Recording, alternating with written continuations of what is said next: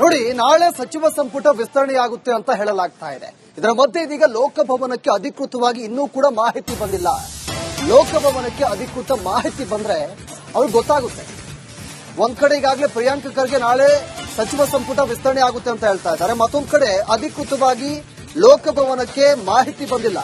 ಸಚಿವ ಸಂಪುಟ ವಿಸ್ತರಣೆ ಪ್ರಮಾಣ ವಚನದ ಬಗ್ಗೆ ಮಾಹಿತಿ ಇಲ್ಲ. ತ್ರಿಶಂಕು ಸ್ಥಿತಿಯಲ್ಲಿ ನಾಳೆಯ ಪ್ರಮಾಣ ವಚನ ಕಾರ್ಯಕ್ರಮ. ಹೈಕಮಾಂಡ್ನಿಂದ ಪಟ್ಟಿ ರವಾನೆ ಬಗ್ಗೆ ಸಿಎಂಗೆ ಇನ್ನೂ ಕೂಡ ಸ್ಪಷ್ಟನೆ ಸಿಕ್ಕಿಲ್ಲ. ಹೈಕಮಾಂಡ್ ಪಟ್ಟಿ ಇನ್ನೂ ಕೂಡ ರವಾನೆ ಮಾಡಿಲ್ಲ. ಇದರ ಜೊತೆಗೆ ಸಿಎಂ ಡಿಕೆ ಶಿವಕುಮಾರ್ಗೆ ಇನ್ನೂ ಕೂಡ ಇದರ ಬಗ್ಗೆ ಸುಳಿವಿಲ್ಲ. ಒಂದ್ ಕಡೆ ಈಗಾಗಲೇ ಪ್ರಿಯಾಂಕ್ ಖರ್ಗೆ ಕೆಂಪೇಗೌಡ ಏರ್ಪೋರ್ಟ್ನಲ್ಲಿ ನಾಳೆ ಸಚಿವ ಸಂಪುಟ ವಿಸ್ತರಣೆ ಆಗುತ್ತೆ ಅಂತ ಹೇಳಿದ್ರು. ಇದರ ಮಧ್ಯೆ ಲೋಕಭವನದಲ್ಲಿ ಸಿದ್ಧತೆಯನ್ನು ಕೂಡ ಮಾಡಿಕೊಂಡಿದ್ದಾರೆ.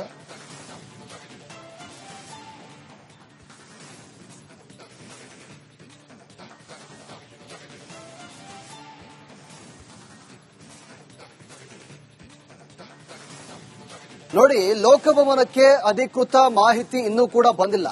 ಲೋಕಭವನ ಹೇಳ್ತಾ ಇದೆ, ನಮಗಿನ್ನೂ ಕೂಡ ಮಾಹಿತಿ ಸಿಕ್ಕಿಲ್ಲ ಈ ಸಚಿವ ಸಂಪುಟ ವಿಸ್ತರಣೆ ವಿಚಾರಕ್ಕೆ ಸಂಬಂಧಪಟ್ಟಂತೆ.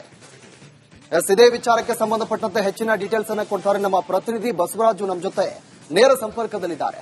ಬಸವರಾಜ್, ಇದೀಗ ಒಂದ್ ಕಡೆ ಪ್ರಿಯಾಂಕ್ ಖರ್ಗೆ ಅವರು ನಾಳೆ ಸಚಿವ ಸಂಪುಟ ವಿಸ್ತರಣೆ ಆಗುತ್ತೆ ಅಂತ ಹೇಳ್ತಾ ಇದ್ದಾರೆ.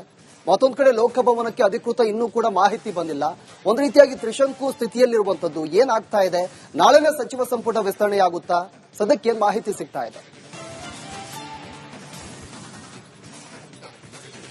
ಖಂಡಿತ ಪ್ರವೀಣ್, ರಾಜ್ಯ ನಾಯಕರಿಗೆ ಒಂದು ರೀತಿಯಲ್ಲಿ ಮಾಹಿತಿ ಇಲ್ಲ. ಇನ್ನು ಹೈಕಮಾಂಡ್ ಪಟ್ಟಿ ಕಳಿಸುತ್ತಾ ಕಳಿಸಲ್ವಾ ಅನ್ನುವಂಥದ್ದು. ಯಾಕಂದ್ರೆ ಸಿಎಂ ಡಿಕೆ ಶಿವಕುಮಾರ್ ಅವರನ್ನು ಕೂಡ ಪತ್ರಿಕಾಗೋಷ್ಠಿಯಲ್ಲಿ ನಾವು ಈ ಬಗ್ಗೆ ಪ್ರಶ್ನೆಯನ್ನ ಮಾಡಿದಾಗ ಅವರು ಕೂಡ ಸ್ಪಷ್ಟವಾದಂತಹ ಉತ್ತರವನ್ನ ಹೇಳಿಲ್ಲ.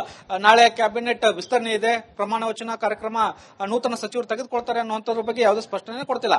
ಆದ್ರೂ ಕೂಡ ನಾವು ರಾಜ್ಯಭವನದ ಅಧಿಕಾರಿಗಳನ್ನ ಸಂಪರ್ಕ ಮಾಡಿದಾಗ ಇಲ್ಲಿವರೆಗೂ ಕೂಡ ಅಧಿಕೃತವಾದಂತಹ ಮಾಹಿತಿ ಒಂದು ರಾಜ್ಯ ಸರ್ಕಾರದಿಂದ ರಾಜಭವನಕ್ಕೆ ಬಂದಿಲ್ಲ ಅಥವಾ ಲೋಕಭವನಕ್ಕೆ ಬಂದಿಲ್ಲ ಅನ್ನುವಂಥ ಒಂದು ಸ್ಪಷ್ಟವನ್ನ ಕೊಡ್ತಾ ಇದ್ದಾರೆ. ಹೀಗಾಗಿ ನಾಳೆ ಸಚಿವ ಸಂಪುಟ ವಿಸ್ತರಣೆ ಆಗುತ್ತಾ ಆಗಲ್ವಾ ಅನ್ನೋದು ಇನ್ನೂ ಸ್ಪಷ್ಟವಾಗಿ ಗೊತ್ತಾಗ್ತಿಲ್ಲ. ಕಾಂಗ್ರೆಸ್ ಹೈಕಮಾಂಡ್ ಈ ಪಟ್ಟಿಯನ್ನ ಅಕೈರು ಮಾಡಿ ಕಳಿಸುತ್ತೆ ಅನ್ನುವಂತ ಮಾಹಿತಿಗಳನ್ನ ಈ ಹಿಂದೆನೇ ರಾಜ್ಯ ನಾಯಕರು ಹೇಳಿದ್ರು ಮತ್ತು ಹೈಕಮಾಂಡ್ ನಾಯಕರು ಕೂಡ ಈ ಒಂದು ಸಚಿವರ ಪಟ್ಟಿಯನ್ನ ನಾವು ಕಳಿಸ್ತೇವೆ ಅನ್ನುವಂತ ಮಾತುಗಳನ್ನ ಹೇಳ್ತಾ ಬಂದಿದ್ರು. ಆದ್ರೆ ಸೋಮವಾರ ಆಗುತ್ತೆ ಅನ್ನುವಂತ ಒಂದು ನಿರೀಕ್ಷೆನ ರಾಜ್ಯ ನಾಯಕರು ಇಟ್ಕೊಂಡಿದ್ರು. ಆದ್ರೆ ಇಲ್ಲಿವರೆಗೂ ಕೂಡ ಯಾವುದೇ ಸ್ಪಷ್ಟನೆ ಸಿಗದ ಕಾರಣಕ್ಕಾಗಿ ರಾಜ್ಯ ನಾಯಕರಿಗೂ ಒಂದು ರೀತಿಯಲ್ಲಿ ಗೊಂದಲ ಇದೆ. ಯಾರನ್ನು ಕೇಳಿದ್ರು ಕೂಡ ಇದ್ರ ಬಗ್ಗೆ ಇನ್ನೂ ಸ್ಪಷ್ಟನೆ ಸಿಗ್ತಾ ಇಲ್ಲ ಅನ್ನುವಂಥದ್ದು. ಕಾಂಗ್ರೆಸ್ ಹೈಕಮಾಂಡ್ ನಾಯಕರು ಇನ್ನೋದನ್ನ ಪಟ್ಟಿ ಅಕೈರು ಮಾಡಿದಾರಾ ಇಲ್ವಾ ಅನ್ನೋಂಥದ್ದು ಕೂಡ ಗೊಂದಲಗಳು ಕೂಡ ದೆಹಲಿ ಮಟ್ಟದಲ್ಲಿ ಇದಾವೆ. ಕೆಲವೊಂದು ಹಂತದ ಚರ್ಚೆಗಳು ಹೈಕಮಾಂಡ್ ಮಟ್ಟದಲ್ಲಿ ಆಗಿದ್ರು ಕೂಡ ಅಂತಿಮವಾದಂತಹ ಪಟ್ಟಿಯನ್ನು ಅವರು ಕೂಡ ತಯಾರಿಸಿಲ್ಲ ಅನ್ನುವಂತ ಮಾಹಿತಿಗಳಿದಾವೆ. ಅದಾಗ್ಯೂ ಕೂಡ ನಾಳೆ ಸಾಯಂಕಾಲದವರೆಗೂ ಸಮಯ ಇರೋದ್ರಿಂದ ಇವತ್ತು ಮಧ್ಯರಾತ್ರಿ ಅಥವಾ ಮಧ್ಯರಾತ್ರಿವರೆಗೂ ಕೂಡ ಕಾಂಗ್ರೆಸ್ ಹೈಕಮಾಂಡ್ ನಾಯಕರು ಕೂತಿದ್ದನ್ನ ಪಟ್ಟಿಯನ್ನು ಫೈನಲ್ ಮಾಡಿ ರಾಜ್ಯಕ್ಕೆ ಕಳಿಸ್ತಾರೆ ಅನ್ನುವಂತ ಒಂದಷ್ಟು ಲೆಕ್ಕಾಚಾರಗಳು ಇದಾವೆ. ನಾಳೆ ಬೆಳಗ್ಗೆ ಸುರ್ಜೇವಾಲಾ ಈ ಒಂದು ಪಟ್ಟಿಯನ್ನು ತೆಗೆದುಕೊಂಡು ರಾಜ್ಯಕ್ಕೆ ಬರುವಂತಹ ನಿರೀಕ್ಷೆಗಳು ಈಗಲೂ ಕೂಡ ಇದಾವೆ. ಆದ್ರೆ ಸ್ಪಷ್ಟವಾದಂತಹ ಸಂದೇಶ ಇನ್ನೂ ಕೂಡ ಕಾಂಗ್ರೆಸ್ ಹೈಕಮಾಂಡ್ ನಿಂದ ಬರದೇ ಇರೋ ಕಾರಣಕ್ಕಾಗಿ ರಾಜ್ಯ ನಾಯಕರು ಕೂಡ ಒಂದು ರೀತಿಯಲ್ಲಿ ಗೊಂದಲ ಇದೆ. ನಾಳೆ ಕ್ಯಾಬಿನೆಟ್ ವಿಸ್ತರಣೆ ಆಗುತ್ತೆ ಆಗಲ್ವಾ ಅನ್ನೋದು ಸಹಜವಾಗಿ ಸಚಿವಾಕಾಂಕ್ಷಿಗಳು ಕೂಡ ಗೊಂದಲಕ್ಕೆ ಈಡಾಗಿದ್ದಾರೆ. ಈ ಯಾವ ರೀತಿಯಾದಂತಹ ನಿರ್ಧಾರವನ್ನು ಕಾಂಗ್ರೆಸ್ ಹೈಕಮಾಂಡ್ ತೆಗೆದುಕೊಳ್ಳುತ್ತೆ ಅನ್ನೋದು ಅಧಿಕೃತವಾದಂತಹ ಮಾಹಿತಿ ಕಾಂಗ್ರೆಸ್ ಹೈಕಮಾಂಡ್ ನಿಂದ ಬರುವವರೆಗೂ ಕೂಡ ರಾಜ್ಯ ನಾಯಕರಿಗೂ ಯಾವುದೇ ಕೂಡ ಸ್ಪಷ್ಟವಾದಂತಹ ಮಾಹಿತಿ ಸಿಗದೇ ಇರತಕ್ಕಂಥದ್ದು ಮತ್ತು ಇದೇ ಮೊದಲ ಬಾರಿ ಈ ತರಹದ ವಾತಾವರಣ ಸೃಷ್ಟಿಯಾಗಿರೋದ್ರಿಂದ ಸಹಜವಾಗಿ ಕಾಂಗ್ರೆಸ್ ಪಕ್ಷ ಅಥವಾ ಸರ್ಕಾರದಲ್ಲಿ ಒಂದು ರೀತಿಯಲ್ಲಿ ಗೊಂದಲದ ವಾತಾವರಣ ಈ ಸಚಿವ ಸಂಪುಟ ವಿಸ್ತರಣೆ ವಿಚಾರವಾಗಿ ಆಗಿರತಕ್ಕಂಥದ್ದು. ಕಳೆದ ನಾಳೆಗೆ 2 ತಿಂಗಳು ತುಂಬುತ್ತಾ ಇದೆ ಡಿಕೆ ಶಿವಕುಮಾರ್ ಅವರು ಸಿಎಂ ಆಗಿ.